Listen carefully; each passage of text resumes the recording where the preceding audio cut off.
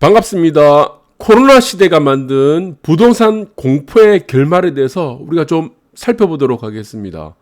코로나 시대, 이 대륙의 실수가 만든 이 코로나가 우리 삶을 송두리째 바꿔놓고 있습니다. 여러분들, 우리는 어떻게 대응을 해야 되죠?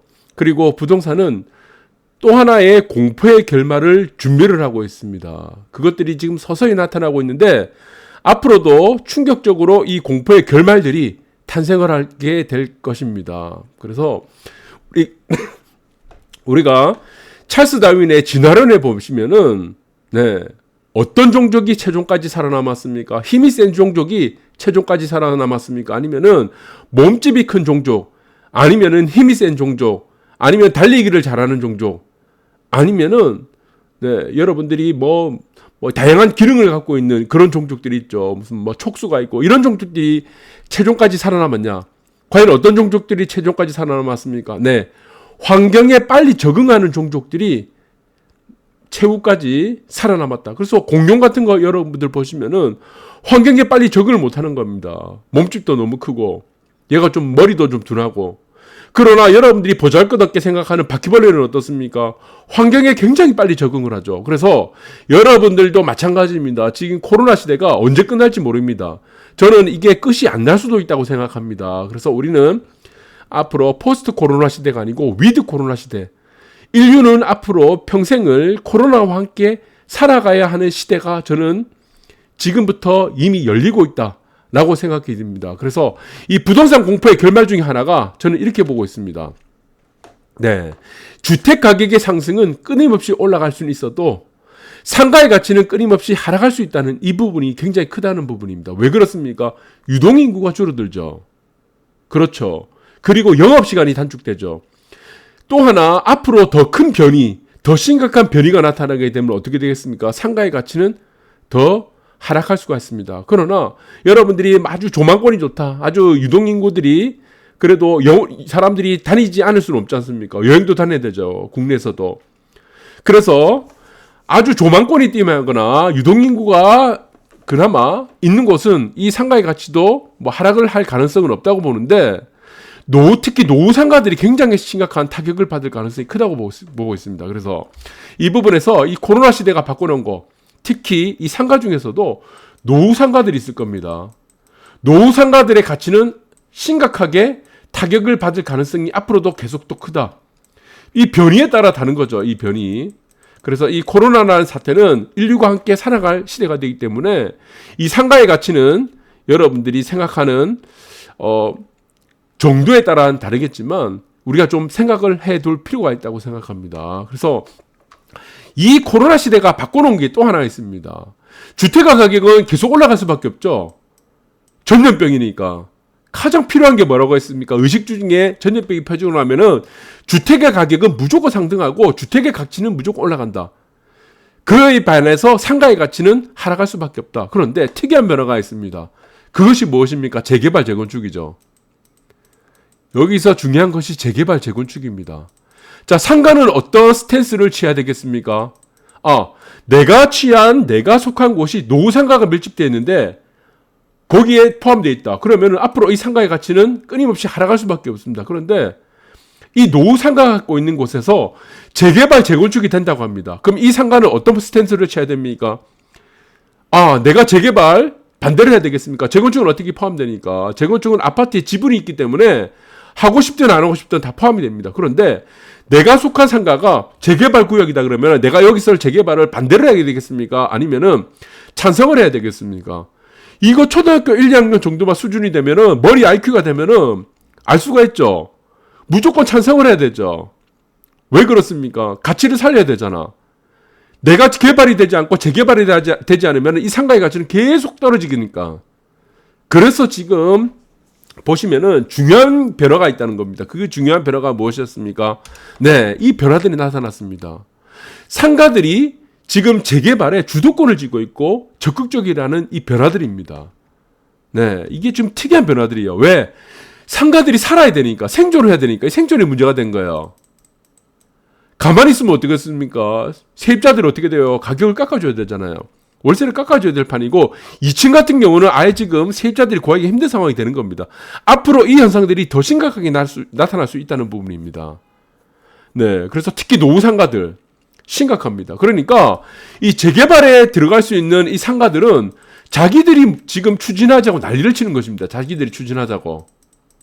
상가들이 추진하자고 난리를 치는 거예요. 지금 희한한 변화들이 생겼습니다.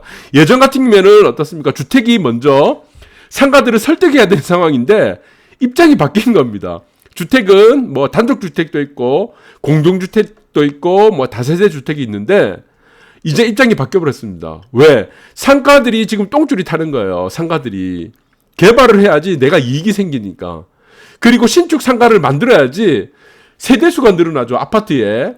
지금 상가들이 이렇게 있습니다. 그러면은 상가들이, 노후 상가들이 이렇게 질비하고 있어요. 양쪽에.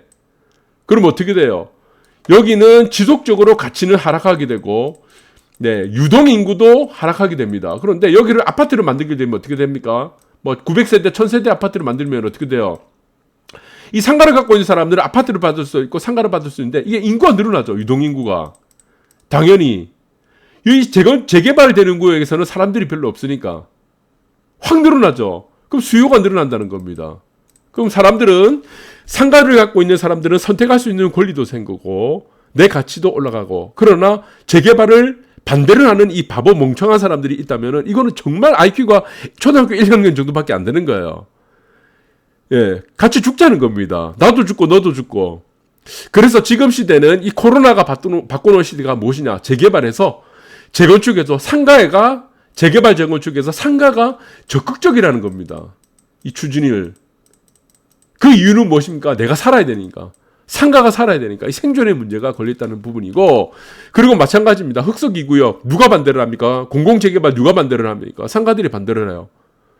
일반 재건축 재개발하자고. 네, 그럴 것 같으면은 아예 하지 말자. 공공 재개발할 것 같으면 아예 하지 말자.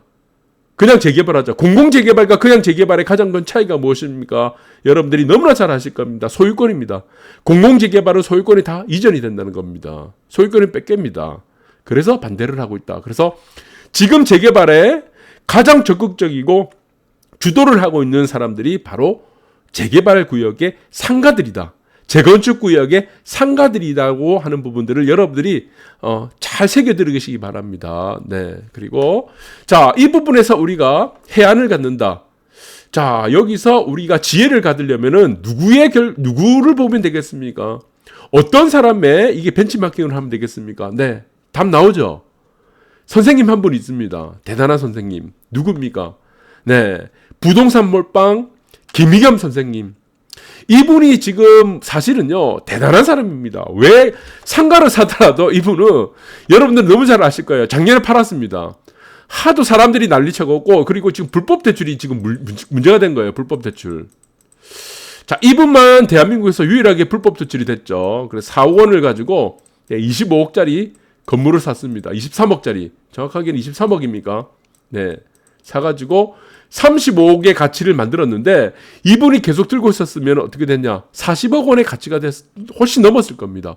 왜 지금 그런데 이분이 여러분들이 생각하는 좋은 상가도 있을 거고 그냥 뭐 인구가 많이 다니는 상가도 있을 거예요. 그런데 왜 특이하게 왜 재개발 상가를 샀을까요? 자, 이분의 지금 투자 기법은 여러분들 머리를 2단계 뛰어넘습니다. 이분은 만약에 재개발이 가능한 이 상가를 사가지고 재개발을 반대를 했을까요? 아니면은 이 재개발을 추진을 하도록 도왔을까요? 이분은 추진을 하자고 했을 겁니다. 왜? 가치가 상승하니까. 그리고 이분 같은 경우는 또 한 가지 앞으로 코로나가 전개될 것이라는 것을 미리 알고 있었다는 겁니다. 신이에요, 신. 이분은. 그러니까 재개발 물건을 사는 겁니다. 재개발의 상가를 사는 거죠. 그러니까 어떤 지금 상황에서 코로나 퍼진 상황에서 재개발 구역이 될 수가 있는 이 상가를 갖고 있는 사람이 재개발을 반대를 하는 사람이 이게 정말 진짜 돌머리 중에 돌머리죠. 네, 흑석 김희견 선생님하고 전혀 다른 사람이다 이렇게 보시면 될 것 같습니다. 그리고 이분을 보시면은 재테크의 신입니다. 정말 재테크의 신이에요. 지금 보시면은 상가를 샀다가 사람들이 하도 날려쳤죠. 그리고 불법 문제가 있어가지고 팔았어요. 그러면 이 사람이 흑석 김희경 선생님입니다. 제가 제일 존경하는 이 판 물건을 가지고 다시 자금이 있을 겁니다. 다시 일반 상가를 사진 않을 것 같습니다. 일반 상가를 안 살고 이 사람이 살 수 있는 것은 제가 볼 때는 강남 아파트하고 그리고 재개발 상가를 샀을 거예요. 그런데 이분이 또 재개발 상가를 사게 되면 어떤 문제가 생기냐면은 투기라는 문제에서 벗어날 수가 없는 겁니다. 그래서 이분이 산 물건이 무엇입니까? 강남 아파트를 산 겁니다. 지금 여러분들이 아시겠습니다. 13억 8천입니까? 네, 13억 8천을 사갖고 1년이 안 돼서 지금 20억이 됐습니다. 20억. 여러분들 오늘 언론 보도를 통해서 여러분들 잘 아실 겁니다. 몇 개월 만에 6억을 지금 차익을 챙겼습니다. 그래서 이분이 선택할 수 있는 경로는 저는 두 가지로 보고 있었다.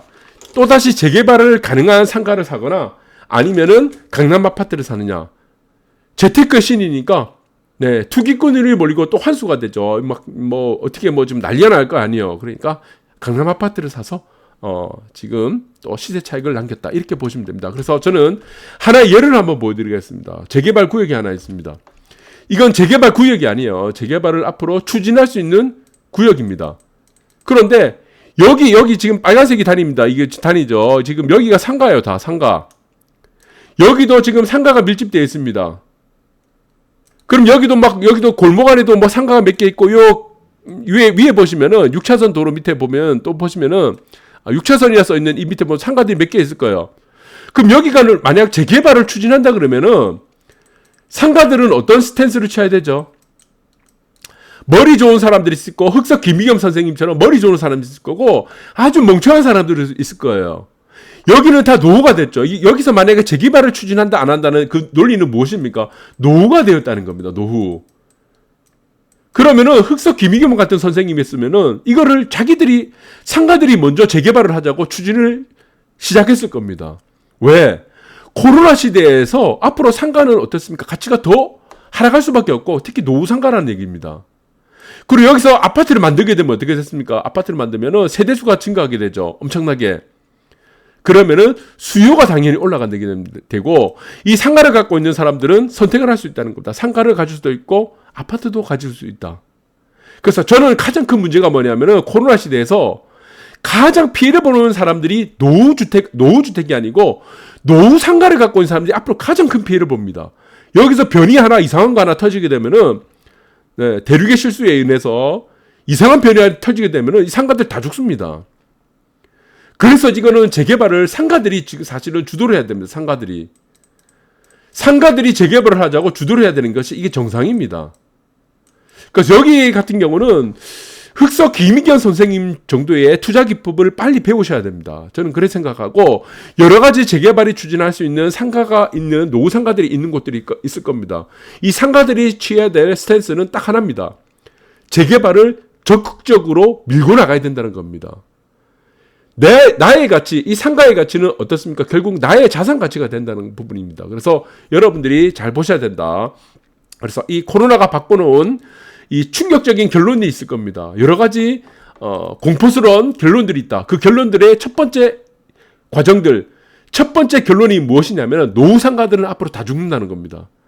노후 상가. 광안대교 보이는 이 상가들이야 지금 유동인구들이 계속 몰리게 될 수밖에 없죠. 여행을 안 갈 수도 없잖아요. 부산으로 다 여행 오니까. 이 상가들의 가치는 올라가지만 노후 상가들은 앞으로 치명적인 가치 하락을 직면할 수 있다는 이 문제들을 고려를 잘 하시고 앞으로 이 상가를 어떤 상가를 내가 선택해야 될 것인가, 이 상가의 가치는 어떻게 될 것인가, 이 상가는 어떤 스탠스를 취해야 되는 것인가, 재개발을 추진을 해야 될 것인가, 추진을 하지 말아야 될 것인가, 이런 부분들을 이 사례를 통해서 여러분들이 잘 숙지를 하셨으면 좋겠습니다. 오늘 방송 여기까지 하도록 하겠습니다.